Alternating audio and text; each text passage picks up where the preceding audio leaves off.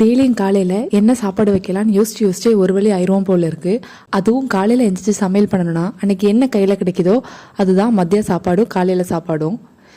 இன்றைக்கும் அதே மாதிரி தான் என்ன வைக்கணும்னு தெரியாமல் யோசிச்சு ஒரு வழியாக உளுந்து சோறு வச்சிடலான்னு சொல்லிட்டு, அதுவும் காலையில் வர பண்ணுறதுனால கொஞ்சம் ஈஸியாக இருக்கும் ரெடி பண்ணுறதுக்கு. அதுதான் காலையிலே பண்ணிகிட்டு இருந்தேன். ஊர்லலாம் உளுந்தஞ்சோறு வச்சா அம்மா சிக்கன் வைப்பாங்க, அப்படி இல்லைன்னா மீன் அவியல் வைப்பாங்க. அதில் ஏதாவது ஒன்று இருந்தால் போதும், அதை சேர்த்து சாப்பிடும்போது அவ்வளோ டேஸ்ட்டாக இருக்கும். ஆனால் இன்றைக்கி எங்கிட்ட கொஞ்சமாக சிக்கன் இருந்தது. அதனால் சைட் டிஷ்க்கு சிக்கன் ரெடி பண்ணிகிட்டு இருந்தேன்.